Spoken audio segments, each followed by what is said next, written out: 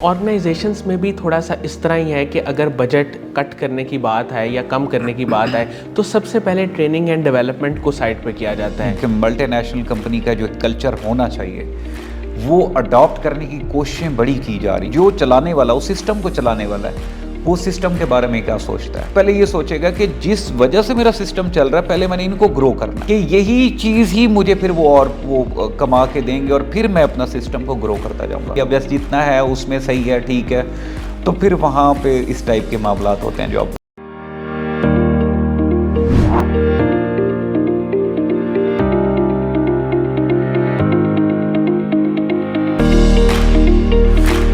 السلام علیکم ناظرین. شیئرنگ آف پروفیشنل وزڈم کے ساتھ میں ہوں آپ کا میزبان علی رحمان خالد. ناظرین، زندگی میں روشنی بنے اور سوچ بدلے گی تو پاکستان بدلے گا، اسی سلوگن کے ساتھ ہم ایک بار پھر حاضر خدمت ہیں. آج جو مہمان ہمارے ساتھ موجود ہیں انہوں نے بنیادی طور پہ تو MBA کیا ہوا ہے ہیومن ریسورس مینجمنٹ میں. اس کے ساتھ ساتھ یہ پچھلے 10 سال سے ٹریننگ کی فیلڈ کے ساتھ وابستہ ہیں. سرٹیفائڈ لائف کوچ ہیں اور ہائی پرفارمنس کوچ اور لیڈرشپ کنسلٹنٹ کے طور پہ بھی اپنے فرائض انجام دے رہے ہیں. آج ہم ان سے جانیں گے کہ ٹریننگ کی فیلڈ کا انتخاب انہوں نے کیوں کیا، اور اس کے ساتھ ساتھ اگر ہم پاکستان کی بات کریں تو ہمارے ملک میں ٹریننگ انڈسٹری اب تک اس طرح ڈیولپ کیوں نہیں ہو سکی جس طرح اسے ہونا چاہیے تھا. یہ بھی آج ہم ان سے جاننے کی کوشش کریں گے. اور ٹریننگ اینڈ ڈیولپمنٹ کی کتنی اہمیت ہے، ایجوکیشن سیکٹر کو اس پہ کتنا کام کرنا چاہیے، یہ ساری باتیں آج کی گفتگو کا حصہ رہیں گی. السلام علیکم محسن شیر صاحب، کیسے ہیں آپ؟ جی وعلیکم السلام. Thank you so much for having me. میں بالکل ٹھیک ہوں. سر، میں آغاز یہاں سے کروں گا کہ بہت سارے لوگوں نے بچپن میں سوچا ہوتا ہے کچھ نہ کچھ کہ ہم بڑے ہو کے یہ بنیں گے یا یہ کریں گے یا کچھ اچیو کریں گے. تو آپ ٹریننگ اینڈ ڈیولپمنٹ کی طرف کب اور کیسے آئے؟ کیا ٹیچنگ سے یہاں پہ ٹرانسفر ہوئے یا ڈائریکٹلی ٹریننگ میں آئے؟ تھوڑا سا بتائیے گا. Thank you so much for inviting me over hair.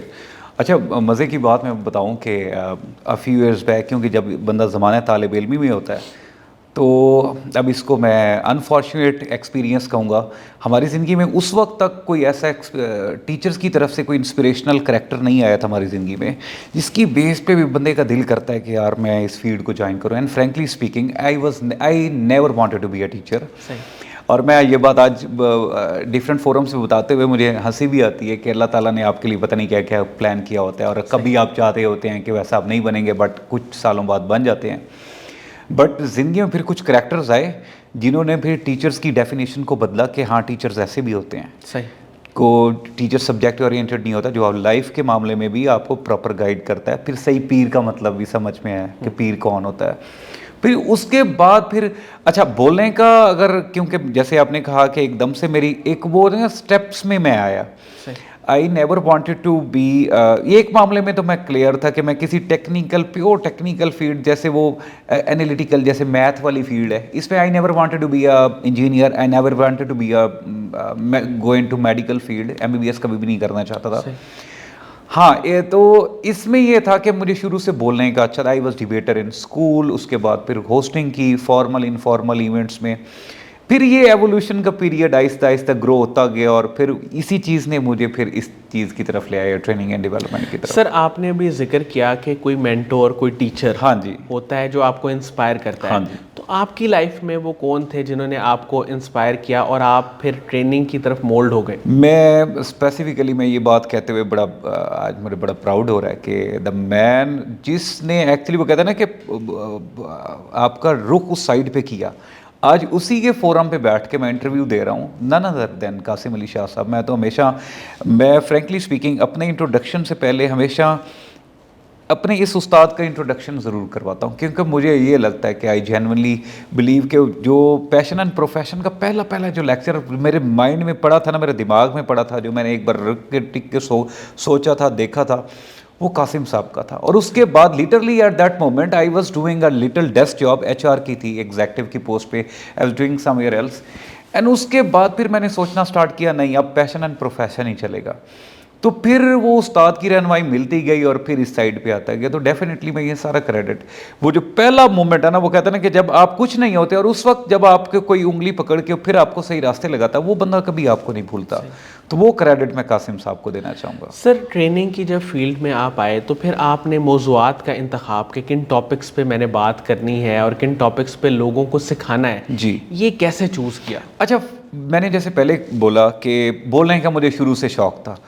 Class میں ڈیبیٹر تھا. پہلی جو مجھے یاد ہے اسپیچ میں نے کلاس 2 میں کی تھی. آلدو میرا گاؤں کی اسکولنگ ہے, کوئی زیادہ وہ نہیں ہے, گاؤں کے پرائیویٹ اسکول سے پڑھا. پھر آہستہ آہستہ وہ ہوسٹنگ میں کنورٹ ہو گیا شوق. پھر اس کے بعد کیونکہ بولنا تو آتا تھا, شوق تھا بولنے کا, تو جب میں سٹارٹ میں آیا اور مجھے لگا یار اچھا یہ صرف باتیں سٹیج پہ جا کے کرنی ہوتی ہیں, بڑی مزیدار باتیں ہوتی ہیں اور کہانیاں سنانی ہوتی ہیں, اس وقت یہی امپریشن تھا سٹارٹ میں جب میں آیا تھا. تو اب مجھے اس وقت کوئی بھی ٹاپک دے دیا جاتا تھا, کیونکہ آپ کے پاس جس بندے کے پاس بولنے کا ہنر ہے, آپ اس کو کوئی بھی ٹاپک دے دو گے, اس پہ تیار کر کے بہت اچھے سے آپ کو وہ بات کرتا نظر آئے گا. وقت کے ساتھ وہ کہتا نا کہ جو پہلے غلط نکلا منہ سے, پھر صحیح نکلا, پھر مزید اس کو ریفائن کرنا پڑا. تو اسی طریقے سے یہ ٹرانزیشن کا عمل تھا, یہ ایولیوشن کا, یہ ابھی تک سٹارٹ ہے. ابھی تک لوگ ایون میں آپ کو فرینکلی اسپیکنگ ابھی جو ٹریننگز ہوتی ہیں اس میں اپنے 2 سے 3 آبزرور بٹھاتا ہوں جن کا کام صرف مجھے آبزرو کرنا ہوتا ہے, میری خامیاں کوتاہیاں بتانا ہوتا ہے کہ بھئی سر آپ اس کو مزید کہاں پہ ایریاز آف امپرومنٹ, ہم اس چیز کو کیسے مزید امپروو کر سکتے ہیں. سر میں جب آپ کی پروفائل کو اسٹڈی کر رہا تھا تو اس میں کوچنگ میتھڈولوجی پہ آپ نے کافی کام کیا. ہاں جی, اس کے بارے میں تھوڑا سا میں چاہوں گا کہ آپ ہمارے ناظرین کو بتائیں, کیونکہ بہت سارے ٹرینر حضرات بھی شاید ہماری گفتگو سن رہے ہوں. تو کوچنگ میتھڈولوجی, اس پہ آپ کیا کام کر رہے ہیں؟ اچھا فرینکلی اسپیکنگ جب ٹریننگ کی بات آتی ہے, کوچنگ کی بات آتی ہے, تو لوگ نا صرف ایک ورڈ کے ساتھ ان ساری چیزوں کو نا وہ کر دیتے ہیں, سم اپ کر دیتے ہیں. وہ نام ورڈ ہے موٹیویشنل اسپیکر. حالانکہ یہ ٹریننگ, کوچنگ, مینٹرنگ, کاؤنسلنگ, یہ ٹوٹلی ڈفرینٹ فیلڈز ہیں. اور جب کوچنگ میتھڈولوجی آتی ہے وہاں پہ ان پرسن 1-on-1 ایک لائیو ڈائریکٹ ایکسپیرینشل لرننگ ہوتی ہے. ٹھیک ہے, میں ہمیشہ اچھا جیسے یہ کووڈ آیا نا, I was like engaged by یورپی یونین فورم.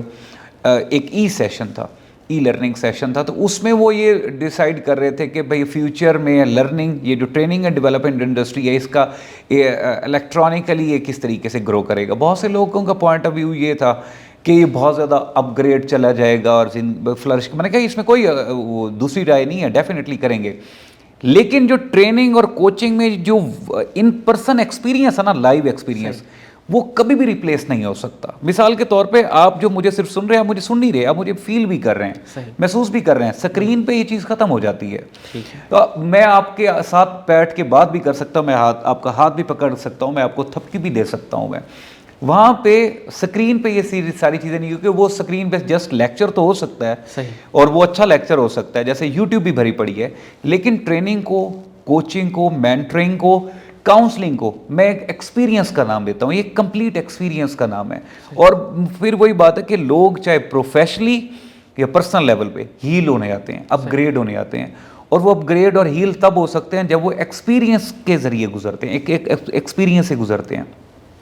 تو جب تک یہ کہ وہ کہتے ہیں نا کہ کوچنگ میتھڈولوجی اچھی نہیں ہوگی, مثال کے طور پہ معذرت کے ساتھ میں بغیر نام لیے بہت سے ایسے ٹریننگز میں دیکھی میں نے, ایکسپیرینس کیا لوگوں کو کہ سیم ایکٹیویٹی ہے ہر ٹریننگ میں ریپیٹ ہو رہی ہے. وہ کیا ہے, آج کل ہر چیز یوٹیوب پہ ہے بھائی. وہ جو ٹریننگ لے کے پتہ نہیں وہ اور کتنے لوگوں سے لے کے گیا بیٹھا ہے. تو آپ جو ٹرینر بنے ہوئے ہیں اور آپ نے 10-20 لوگوں کو متاثر کرنا ہے یا 2000 لوگوں کا حال بیٹھا صرف آپ کے بندے کے وہ 1 گھنٹے سننے کے لیے, ویٹ بھی کر رہا ہے اور آپ کو لائم لائٹ بھی مل گئی ہے, اب ویلیو کیا ڈیلیور کر کے جا رہے ہیں؟ اگر تو وہ ایگزسٹنگ آلریڈی اور آپ نے کاپی پیسٹ مارا تو وہ تو پھر اس سے بہتر ہے کہ یوٹیوب کا لیکچر چلا لیتے ہیں. تو this is what I believe in. Sir training نے آپ کی لائف کو چینج کیا جیسا بھی آپ نے بتایا, اس میں کوئی شک نہیں ہے. تو آپ کیا سمجھتے ہیں کہ Pakistan as a whole nation ہم ٹریننگ انڈسٹری پہ اس طرح سے فوکس کیوں نہیں کر رہے جس طرح سے کرنا چاہیے؟ اگر ہم باہر کے ممالک میں دیکھیں تو وہ ٹریننگ اینڈ ڈیولپمنٹ کی اہمیت کو سمجھتے ہیں, اس پہ بہت زیادہ کام کر رہے ہیں اور ایک خاص بجٹ وہ اس کے لیے مخصوص کر کے اس کام کو جو ہے نا مکمل کر رہے ہیں. تو پاکستان میں یہ مسائل کیوں ہیں, ہمیں اس کی امپورٹنس کا اندازہ کیوں نہیں ہے؟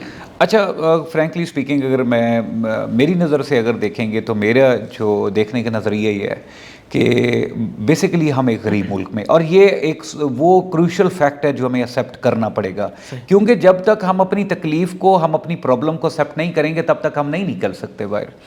ہم ایک بیسیکلی غریب قوم ہے. عام بندے کی زندگی جو کہ ایوریج مڈل ہے وہ لوور مڈل میں آ گیا، اور لوور مڈل سڑک پہ آ گیا ہے.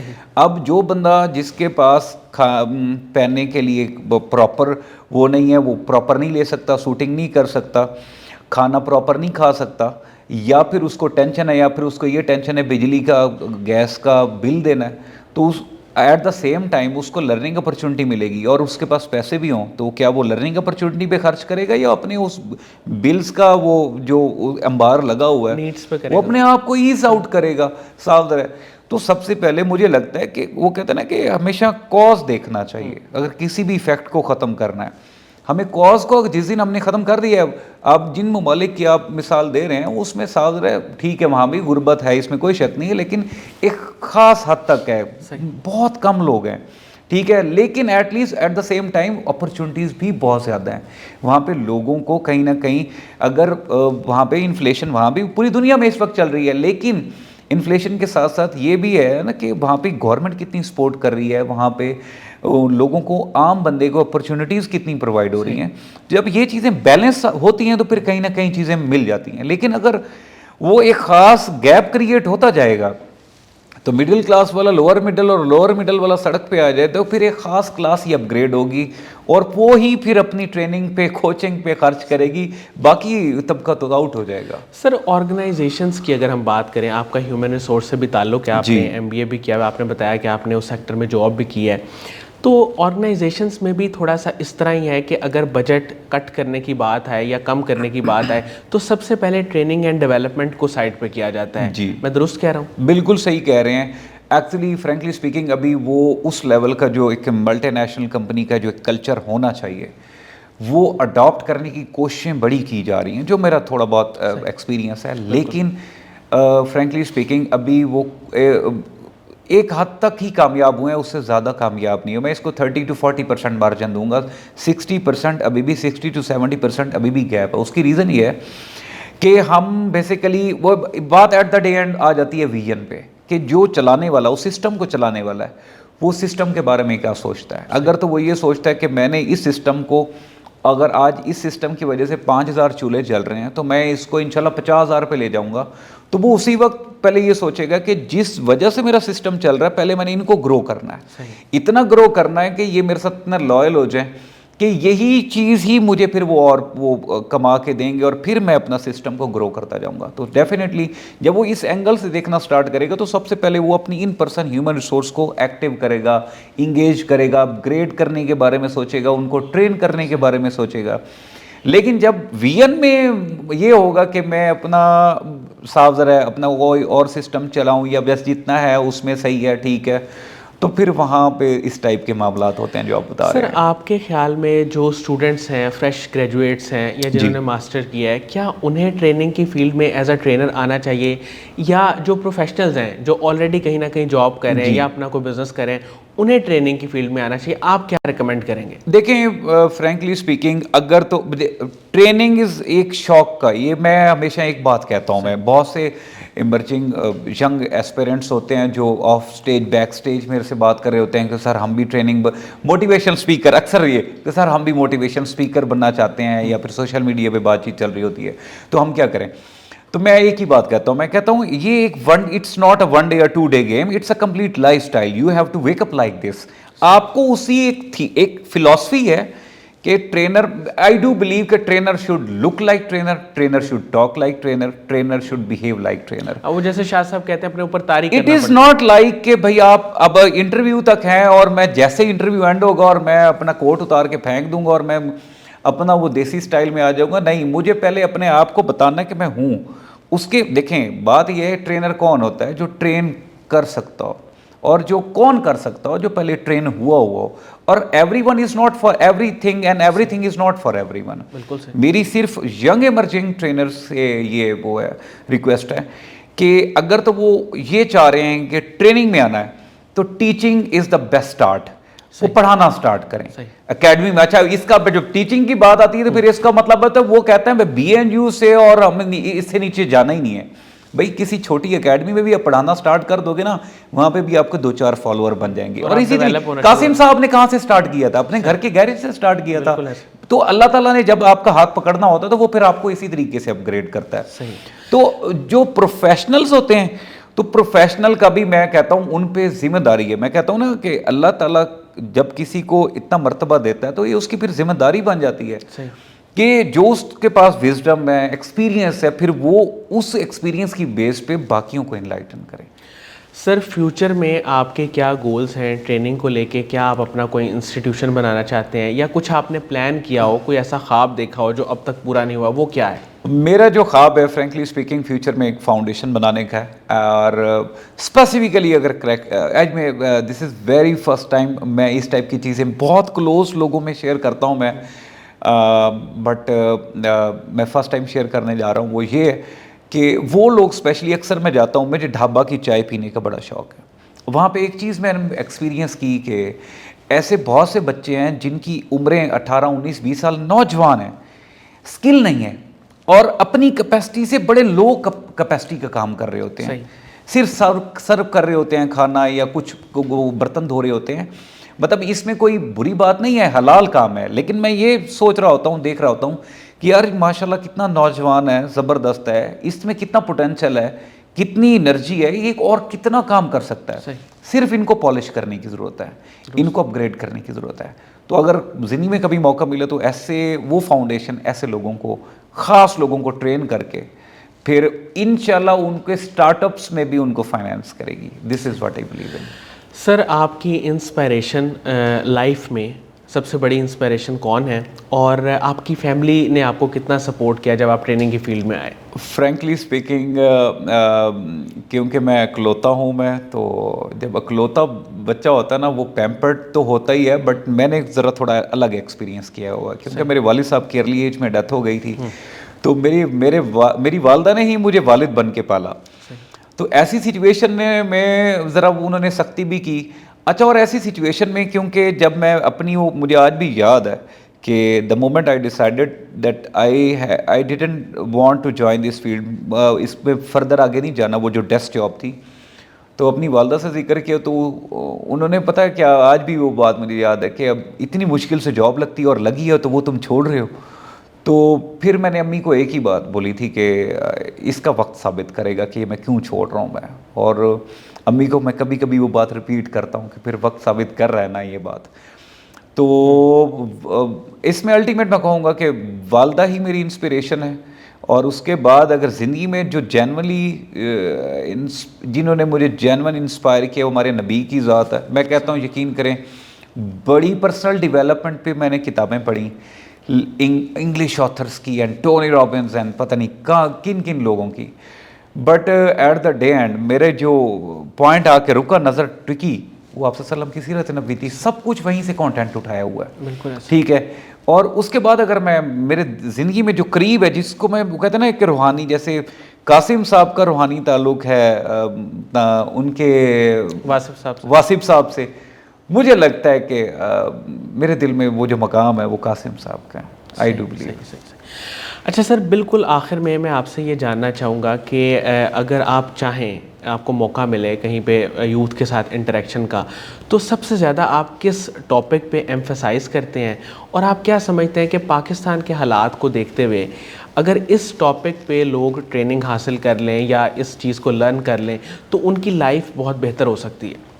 देखें, बात पता क्या, हमेशा मैं एक चीज़ पे फोकस करता हूँ। हम ना छोटे से लेके बड़े तक, पिछले दौर में अगर हमारे अब्बा जी के आप दौर में चले जाएं, जहाँ पे सोशल मीडिया नहीं था, जहाँ पे बीसीओ टीवी वो नहीं थे, मीडियम्स नहीं थे, सोशल मीडिया नहीं था, इन्फॉर्मेशन कम थी लेकिन वैलिडेशन थी, वो न्यूज़ की वैलिडेशन थी, उस अथेंटिकेशन काफ़ी ज़्यादा थी। आज के दौर में काफ़ी ज़्यादा इन्फॉर्मेशन आ रही है, लेकिन इस सारी सिचुएशन में बिगाड़ क्या पैदा हो रही है कि आज का नौजवान ज़्यादा कंफ्यूज फिर रहा है। सही। कोशिश मेरी ये होती है कि जब भी नौजवानों के साथ बैठूं, सिर्फ एक चीज़ पे बात करता हूं, क्लैरिटी क्रिएट करवाता हूं بہت خوبصورت. یس کر دو یا نو کر دو, درمیان میں نہ کھڑے رہو. صحیح. نو کرنا ہے وہ بھی ڈنکے کی چوٹ پہ نو کرو, اور یس کرنا ہے وہ بھی ڈنکے کی چوٹ پہ یس کرو. اچھا جب انسان کی زندگی میں نو اور یس آ جاتا نا تو آدھی کشتی, میں کہتا ہوں آلموسٹ ساری کشتیاں جل جاتی ہیں, پھر فوکس بڑھ جاتا ہے. صحیح. پھر باقی چیزیں پھر وہ آہستہ آہستہ ہوتی رہتی ہیں. بہت بہت شکریہ محسن شیر صاحب, آپ نے ہمارے لیے ٹائم نکالا. میں بڑا مشکور ہوں, آپ بڑی دور سے ہمارے لیے تشریف لائے. ناظرین مجھے امید ہے کہ ان کی گفتگو سے آپ نے بہت کچھ سیکھا ہوگا, اور ظاہر ہے کہ وہ ہر بات ہی جو اپنے اندر وہ ایک کمپلیٹ وزڈم رکھتی تھی. اس کے ساتھ ہی اجازت دیجیے, اپنا بہت ہی خیال رکھیے گا. انشاءاللہ دوبارہ حاضر ہوں گے ایک نئے انٹرویو کے ساتھ. تب تک کے لیے اللہ حافظ.